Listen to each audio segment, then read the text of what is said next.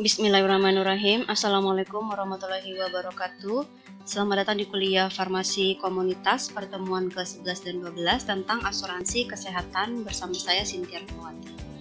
Referensi yang bisa teman-teman baca dari Prof. Hasbullah dengan judul Introduksi Asuransi Kesehatan, kemudian dari Rahmat Suhanda dengan judul Jaminan Kesehatan dan Managed Care, kemudian dari Henny Juhaini dengan judul Asuransi Kesehatan dan Managed Care, serta buku ajar juga dari Pak Ade Heriana dengan judul Asuransi Kesehatan dan Managed Care.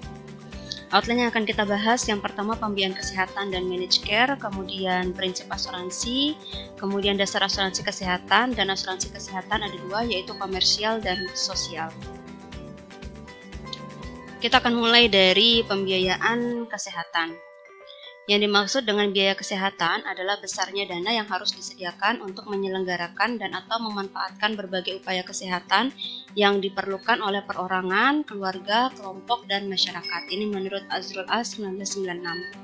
Dari pengertian di atas, tampak ada dua sudut pandang ditinjau dari yang pertama, yaitu penyelenggara pelayanan kesehatan atau provider atau disingkat dengan PPK, yaitu besarnya dana untuk menyelenggarakan upaya kesehatan yang berupa dana investasi serta dana operasional. Ya. Penyelenggara pelayanan kesehatan ini adalah rumah sakit, puskesmas, klinik, dan seterusnya. Kemudian yang kedua adalah pemakai jasa pelayanan, yaitu besarnya dana yang dikeluarkan untuk dapat memanfaatkan suatu upaya kesehatan, yaitu oleh si pasiennya. Ya. Adanya sektor pemerintah dan sektor swasta dalam menyelenggarakan kesehatan sangat mempengaruhi perhitungan total biaya kesehatan suatu negara. Total biaya dari sektor pemerintah tidak dihitung dari besarnya dana yang dikeluarkan oleh pemakai jasa atau income pemerintah saja, tapi dari besarnya dana yang dikeluarkan oleh pemerintah atau expense untuk penyelenggaraan pelayanan kesehatan. Total biaya kesehatan adalah penjumlahan biaya dari sektor pemerintah dengan besarnya dana yang dikeluarkan pemakai jasa pelayanan untuk sektor swasta. Dalam membicarakan pembiayaan kesehatan, yang penting adalah bagaimana memanfaatkan biaya tersebut secara efektif dan efisien, baik ditinjau dari aspek ekonomi maupun sosial dengan tujuan dapat dinikmati oleh seluruh masyarakat yang membutuhkan. Ya, maka memang di farmasi nanti ada perhitungan yang namanya farmakoekonomi. Ya. Kemudian dengan demikian suatu pembiayaan kesehatan dikatakan baik bila jumlahnya mencukupi untuk menyelenggarakan pelayanan kesehatan yang dibutuhkan dengan penyebaran dana sesuai kebutuhan serta pemanfaatan yang diatur secara seksama sehingga tidak terjadi peningkatan biaya yang berlebihan. Kemudian jenis biaya kesehatan ya dilihat dari pembagian pelayanan kesehatan. Biaya kesehatan ini dibedakan atas yang pertama biaya pelayanan kedokteran, yaitu biaya untuk menyelenggarakan dan atau memanfaatkan pelayanan kedokteran, tujuan utamanya lebih ke arah pengobatan dan pemulihan dengan sumber dana dari sektor pemerintah maupun swasta. Yang kedua biaya pelayanan kesehatan masyarakat, yaitu biaya untuk menyelenggarakan dan atau memanfaatkan pelayanan kesehatan masyarakat. Tujuan utamanya lebih ke arah peningkatan kesehatan dan pencegahan dengan sumber dana terutama dari sektor pemerintah ya untuk upaya preventif ya. Kemudian sumber biaya kesehatan. Yang pertama pelayanan kesehatan dibiayai dari berbagai sumber. Yang pertama dari pemerintah, baik pemerintah pusat maupun pemerintah daerah ya. Kalau pemerintah daerah terdiri dari provinsi, kabupaten, kota dengan dana yang berasal dari pajak, baik pajak umum dan penjualan, kemudian defisit finansial yaitu pinjaman luar negeri serta dari asuransi sosial. Yang kedua sumber dari swasta dengan sumber dana dari perusahaan, asuransi kesehatan swasta, sumbangan sosial, pengeluaran rumah tangga serta komunan self help ya. Kemudian bagaimana hubungan pembiayaan dengan derajat kesehatan? Hubungan pembiayaan dengan derajat kesehatan tidak selalu berbanding lurus, sangat tergantung dari pembiayaan khususnya yang berkaitan erat dengan pengendalian biaya. Contohnya Amerika Serikat yang pengeluaran untuk kesehatannya paling tinggi, yaitu sekitar 13,7% dari GNP-nya pada tahun 1997 ini berdasarkan WHO report di tahun 2000. Derajat kesehatannya yang dilihat dari indikator umur harapan hidup didapatkan untuk laki-laki 73,8 tahun dan wanita 79,7 tahun. Keadaan ini lebih rendah daripada Jepang, yang mana Jepang itu umur harapan hidup laki-lakinya 77,6 tahun dan wanita 84,3 tahun. Artinya kesehatan Jepang itu lebih tinggi daripada Amerika, padahal pengeluaran kesehatannya lebih kecil, yaitu hanya 7% dari GNP. Hal ini menunjukkan pembiayaan kesehatan di Amerika Serikat ini kurang efisien ya jika dibandingkan dengan yang ada di Jepang tadi. Yang mungkin terjadi karena sistem pembiayaan kesehatannya sangat berorientasi pasar dengan pembayaran langsung oleh pasien atau out of pocket. Artinya pasien itu mengeluarkan sendiri uangnya dari kantongnya sendiri untuk membiayai pelayanan kesehatan yang diperolehnya ya. Yang mana tadi biaya out of pocket-nya itu relatif tinggi, yaitu kurang lebih sepertiga dari seluruh pengeluaran pelayanan kesehatan yang ada di Amerika. Ya, ini berdasarkan dari Murtibe tahun 2000. Keadaan ini terjadi juga di negara-negara berkembang termasuk di Indonesia ya. Yang paling terpengaruh oleh peningkatan biaya pelayanan kesehatan adalah aksesitas terhadap pelayanan kesehatan. Dengan pembiayaan langsung, bukan hanya masyarakat miskin, tetapi orang yang mengalami sakit pada saat tidak mempunyai uang pun tidak dapat akses terhadap pelayanan kesehatan ya. Jadi misalkan pun dia saat ini kaya gitu ya, tapi jika penyakitnya itu penyakit yang kronis ya, yang membutuhkan biaya yang besar, bisa jadi juga dia merogoh uang yang cukup dalam gitu ya untuk membiayai pengobatannya atau out of pocket. Bahkan ada juga istilah sadikin, sakit sedikit jatuh miskin, karena saking besarnya biaya pelayanan kesehatan ya. Nah, salah satu cara pembiayaan yang merupakan pengendalian biaya sehingga meningkatkan aksesitas terhadap pelayanan kesehatan adalah dengan adanya asuransi ya. Nah, bagaimana kendali mutu dan kendali biaya dalam asuransi kesehatan? Dari uraian tentang mekanisme asuransi kesehatan ya, dapat disimpulkan bahwa terdapat 3 pihak yang terlibat dalam asuransi kesehatan, yaitu pihak tertanggung atau insured atau nasabah, pihak yang menanggung atau insurer atau perusahaan atau pengelola dana asuransi atau pihak asuransinya. Yang ketiga adalah pihak pemberi pelayanan kesehatan atau provider kesehatan atau PPK. Nah, ini jika kita gambarkan, ini saya ambil dari buku ajar dari Pak Ade ya. Ini pihak-pihak yang terlibat dalam asuransi kesehatan yang tradisional ya. Ada insurer. Insurer ini tugasnya adalah mengumpulkan risiko, menanggung risiko sakit insured sebagai payer atau sebagai payer ya. Kemudian insurednya atau pasiennya ya, dia diharuskan untuk membayar iuran atau premi ke pihak asuransinya ya, dan memeriksakan kesehatannya ke provider ya. Kemudian nanti kalau misalkan dia sakit, dia akan dia bayarannya ke insurer. Nanti ketika dia sakit, insurernya akan menanggung biaya sakitnya ya. Kemudian insurer tadi kalau dia sakit, dia akan memeriksakan kesehatannya ke provider Yankes ya, atau rumah sakit, klinik dan sebagainya. Nah, provider Yankes ini dia akan melayani si insurer tadi sesuai dengan ketentuannya. Kemudian dia juga akan menagih biaya pelayanan kesehatan yang didapatkan oleh pasien ke insurernya tadi. Seperti itu kira-kira ya. Nanti insurernya ini akan mengumpulkan reimbursement-nya ya, kemudian akan dibayarkan ke provider Yankes. Kira-kira begitulah siklus dalam asuransi kesehatan tradisional. Ya, ini adalah 3 jenis kegiatan yang berkaitan dalam asuransi kesehatan khususnya yang tradisional ya. Kenapa disebut tradisional? Karena di dalamnya tidak ada upaya yang dilakukan agar dapat saling menguntungkan seluruh pihak yang terlibat. Setiap pihak mempunyai upaya untuk mencari keuntungan masing-masing sehingga muncul inefisiensi, moral hazard hingga fraud atau kecurangan ya. Buntutnya adalah terjadi pelayanan dengan biaya yang tinggi sekali meskipun menggunakan asuransi ya, namun tidak diikuti dengan kualitas pelayanan yang baik. Artinya tidak ada upaya untuk mengendalikan mutu pelayanan dan biaya pelayanan. Hingga kemudian pada tahun 70-an muncul konsep yang disebut dengan asuransi kesehatan modern yang menyatukan atau mengintegrasikan 3 fungsi pokok dalam asuransi kesehatan, yaitu pembiayaan, pelayanan, dan pengumpulan risiko atau risk pooling. Konsep ini dikenal juga dengan managed care atau asuransi kesehatan modern ya. Kita akan bahas terkait dengan managed care.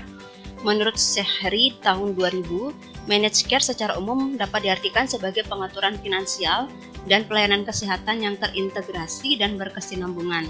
Managed care adalah satu sistem pembiayaan pelayanan kesehatan yang disusun berdasarkan jumlah anggota yang terdaftar dengan kontrol, mulai dari perencanaan pelayanan serta meliputi ketentuan. Yang pertama, ada kontrak dengan penyelenggara pelayanan kesehatan atau PPK-nya untuk pelayanan yang komprehensif. Kemudian yang kedua, penekanan agar peserta tetap sehat sehingga utilisasi atau pemanfaatan pelayanan kesehatan itu berkurang.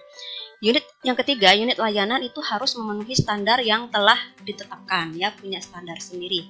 Kemudian yang keempat, ada program peningkatan mutu layanan, baik dari insurernya maupun dari PPK-nya, ya.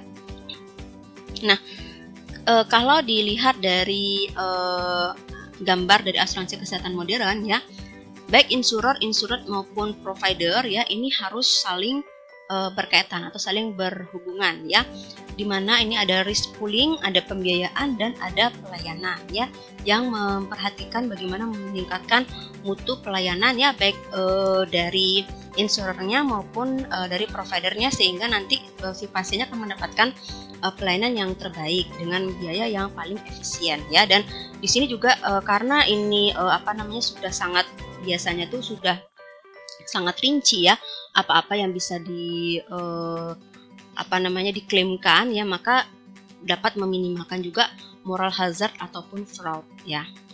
Nah, kemudian bagaimana ciri-ciri dari managed care?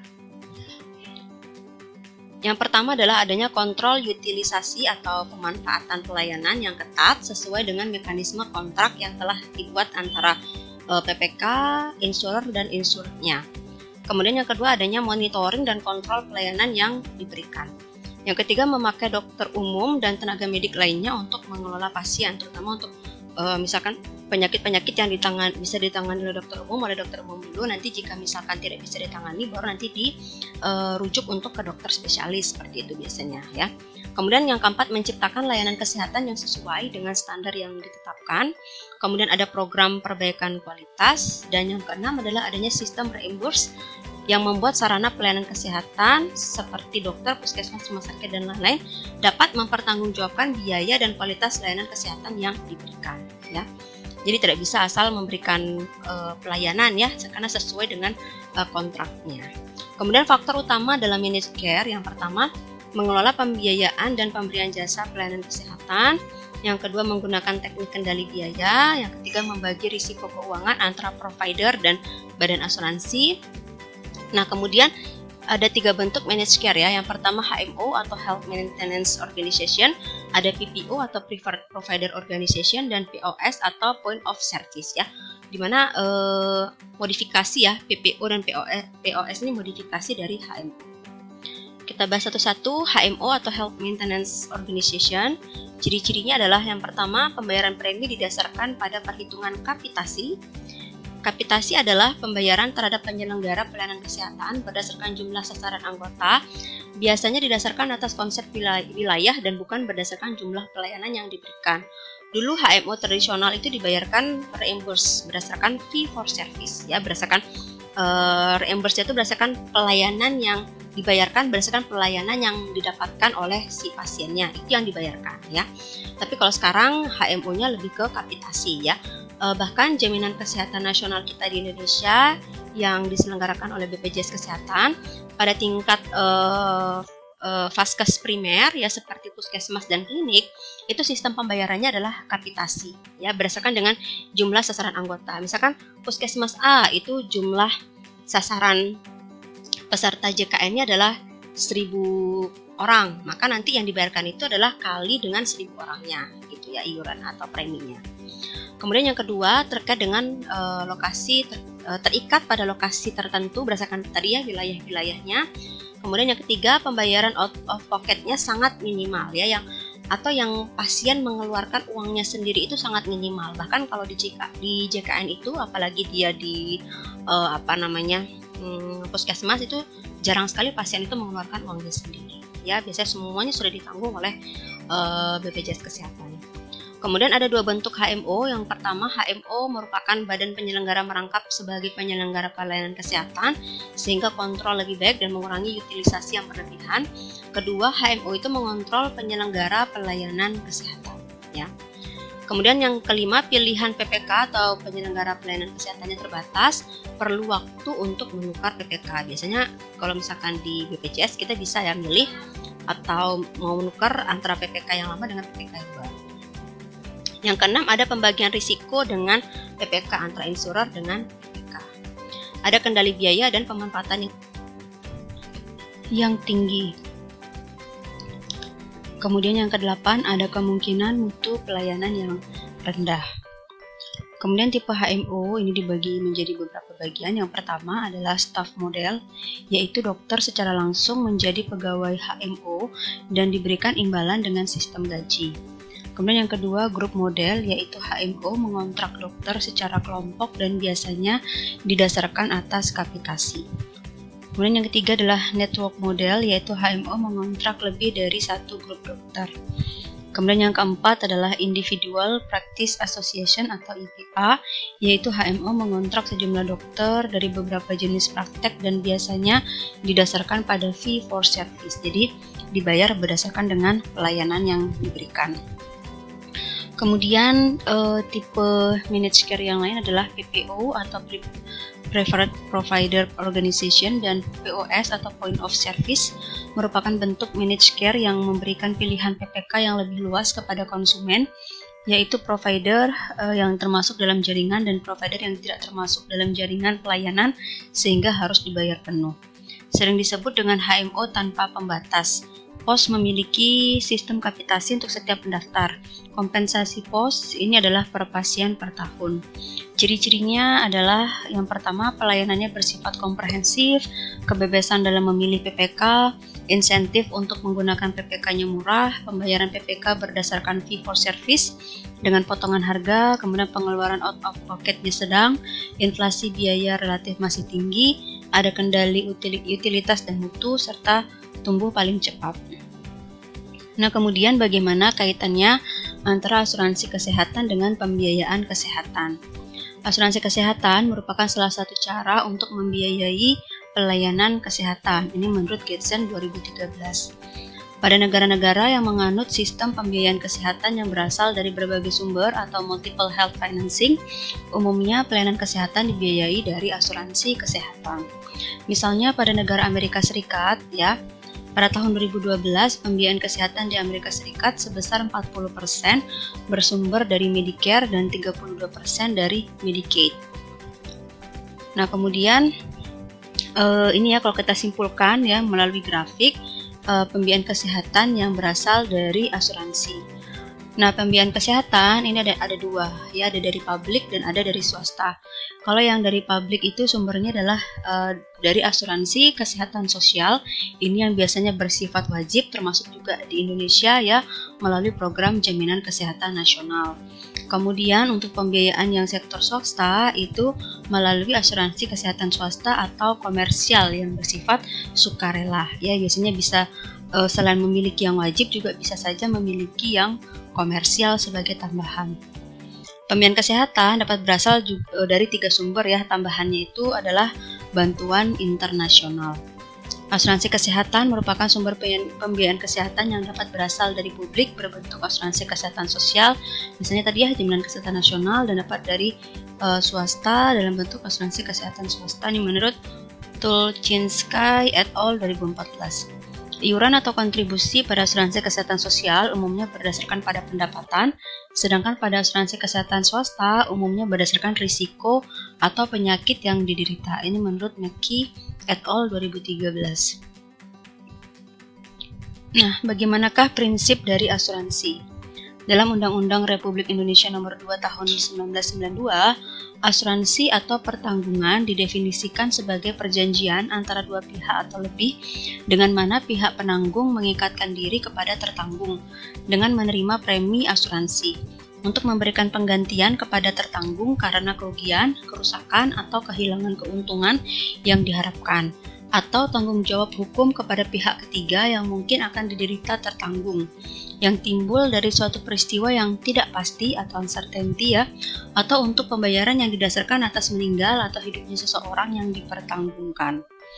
Objek asuransi itu sendiri dapat berupa benda dan jasa, jiwa dan raga, kesehatan manusia, tanggung jawab hukum, serta semua kepentingan lainnya yang dapat hilang, rusak, rugi, dan atau berkurang nilainya.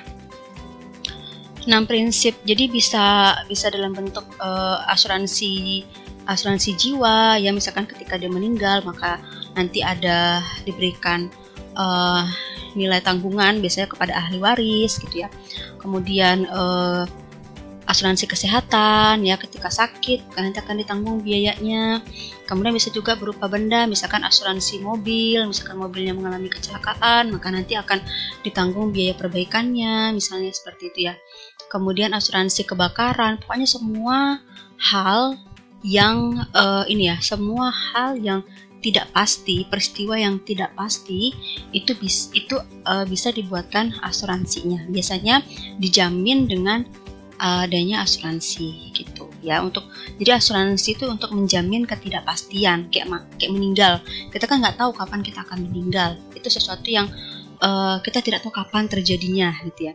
Sakit juga kan kita tidak bisa memprediksi kapan kita akan sakit gitu ya. Jadi asuransi itu adalah menanggung tadi, menjamin ketidakpastian tadi, kayak kebakaran. Kita nggak tahu misalkan ada terjadi kebakaran, bencana dan sebagainya, itu tadi ya. Jadi asuransi itu menanggung ketidakpastian tadi. Nah, 6 prinsip dasar asuransi ya. Yang pertama, insurable interest, yaitu kepentingan untuk diasuransikan. Hak untuk mengasuransikan yang timbul dari suatu hubungan keuangan antara tertanggung dengan yang diasuransikan dan diakui secara hukum.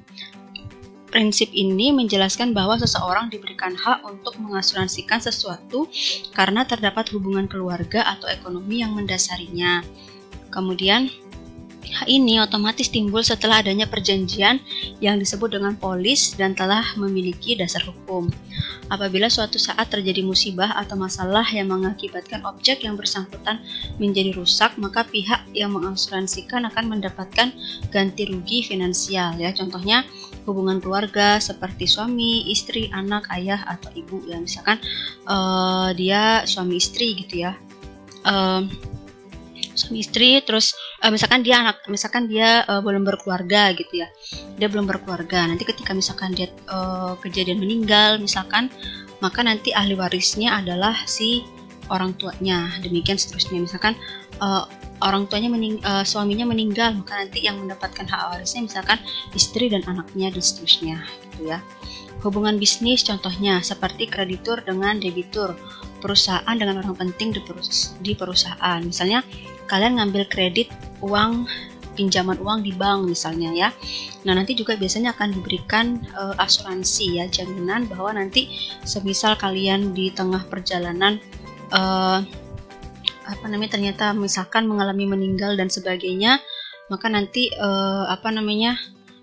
tergantung jenis asuransinya. Tapi ada yang seperti ini, misalkan kalian melakukan pinjaman di bank, kemudian kalian di tengah jalan belum lunas tapi kalian meninggal, maka nanti kalian akan diberikan misalnya kayak kompensasi ke ahli waris kalian seperti itu.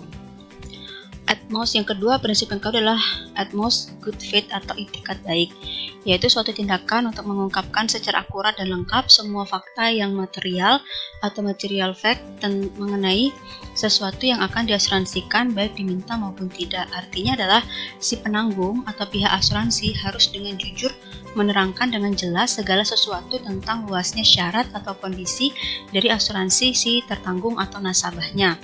Juga harus memberikan keterangan yang jelas dan benar atas objek atau kepentingan yang dipertanggungkan. Prinsip asuransi yang satu ini juga menjelaskan tentang risiko-risiko yang dijamin maupun yang dikecualikan, termasuk segala persyaratan dan kondisi pertanggungan secara jelas dan teliti. Jadi harus benar-benar jelas ya, si asuransinya harus menjelaskan dengan detail apa saja syarat dan kondisi yang akan ditanggung nantinya. Kemudian si tertanggung atau nasabahnya juga harus memberikan keterangan dengan jelas kondisi dari atau kepentingan dari yang dipertanggungkan itu gitu ya.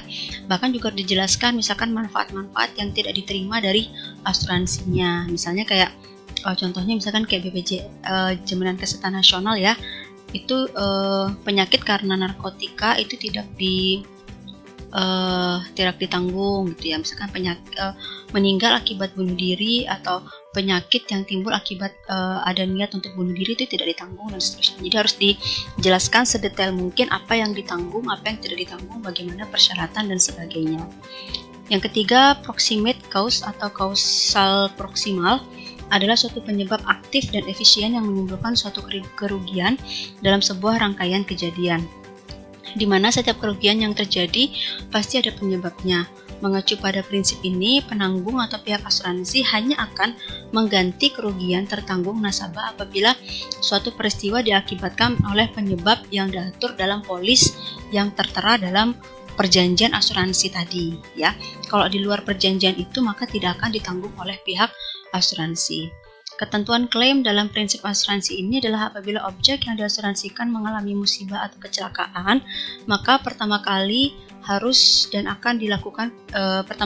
harus dilakukan oleh pihak perusahaan adalah mencari penyebab utama aktif dan efisien yang dapat menggerakkan suatu rangkaian peristiwa tanpa terputus yang mana akhirnya menimbulkan kecelakaan tersebut. Dari pertimbangan tersebut baru dapat ditentukan jumlah klaim yang diterima oleh pemegang polis. Ya, misalnya dia punya asuransi kematian, asuransi jiwa gitu ya, yang mana kalau misalkan orang atau nasabah tersebut meninggal, maka nanti ahli warisnya akan diberikan ganti rugi finansial dengan sejumlah uang tertentu yang disepakati dari polisnya tadi ya. Nah, biasanya dari pihak asuransi itu akan menelusuri apa sih penyebab kematian dari si nasabahnya. Kalau misalkan penyebab kematiannya itu sesuatu yang wajar, yang ada di dalam kausa dari polisnya tadi ya, misalkan meninggal karena sakit, karena kecelakaan misalnya gitu ya, yang sesuai dengan syarat di polisnya, maka nanti si ahli warisnya akan diberikan nilai tanggungan ya. Tapi kalau ternyata setelah ditelusuri itu kayak detektif gitu ya, kalau misalkan setelah ditelusuri ternyata kecelakaannya itu adalah meninggalnya itu karena kecelakaan, tapi kecelakaan yang memang dia sengaja buat gitu ya, supaya niatnya nanti si ahli warisnya itu mendapatkan uang dan sebagainya gitu ya. Maka kalau terbukti bahwa dia itu sengaja gitu ya, kecelakaan dengan cara sengaja, bisa jadi polisnya itu tidak berlaku lagi. Jadi ahli warisnya itu tidak mendapatkan ganti rugi gitu. Kemudian yang keempat, prinsip indemnity atau prinsip ganti rugi. Suatu mekanisme di mana penanggung atau pihak asuransi menyediakan kompensasi finansial atau ganti rugi dalam upayanya menempatkan tertanggung atau nasabah dalam posisi keuangan yang ia miliki sesaat sebelum terjadinya kerugian. Nah, ini berdasarkan dengan KUHD pasal 252, 253 dan dipertegas dalam pasal 278. Perusahaan asuransi selaku penanggung harus memberikan ganti rugi kepada tertanggung sesuai dengan kesepakatan pada perjanjian atau polis yang dibuat di awal ya.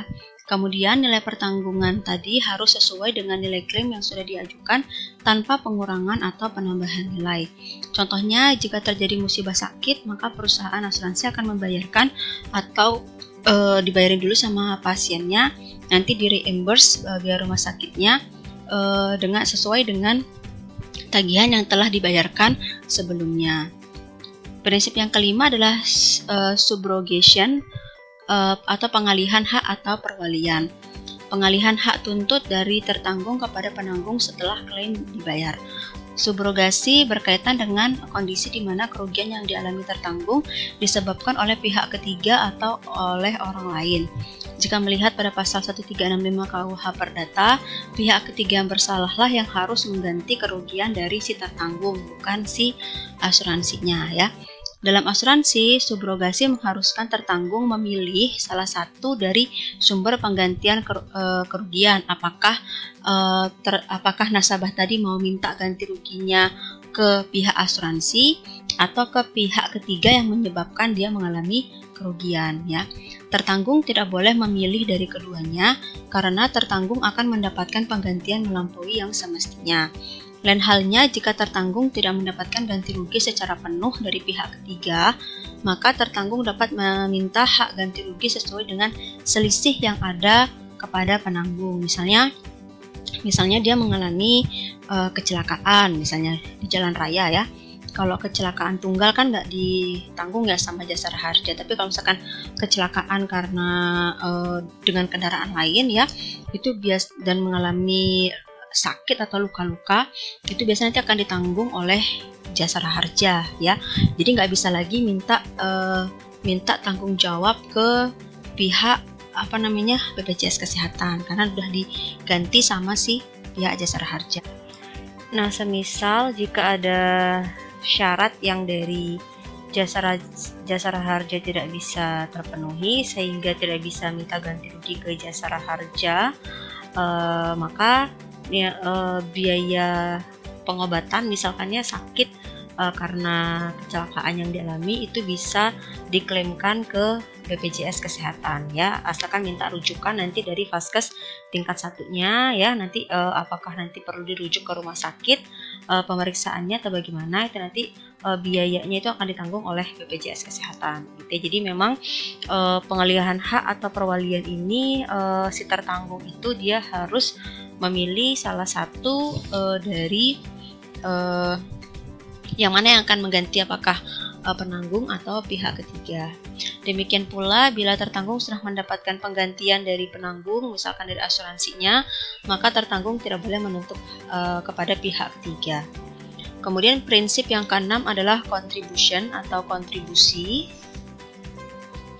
Hak penanggung untuk mengajak penanggung lainnya yang sama-sama menanggung, tetapi tidak harus sama kewajibannya terhadap tertanggung untuk ikut memberikan indemnity atau ganti rugi. Prinsip ini berlaku jika tertanggung atau nasabah memiliki lebih dari 2 asuransi. Dalam prinsip ini, pihak asuransi memiliki hak untuk mengajak penanggung lainnya atau pihak asuransi lainnya untuk menanggung kerugian dari si tertanggung. Misalnya, Nyonya X dirawat di ICU selama 7 hari dan memakan biaya hingga 200 juta.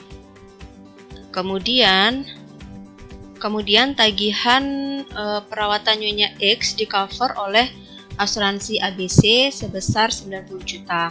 Jika Nyonya X memiliki polis pada asuransi lain, misalnya pada asuransi DEF, maka asuransi DEF hanya perlu membayar sisa tagihan yaitu sebesar 110 juta rupiah. Ya, baik, demikian pertemuan ke-11 ya. Nanti akan kita lanjutkan materi berikutnya terkait dengan asuransi kesehatan, baik itu yang sosial maupun yang komersial. Terima kasih banyak atas waktunya. Wassalamualaikum warahmatullahi wabarakatuh.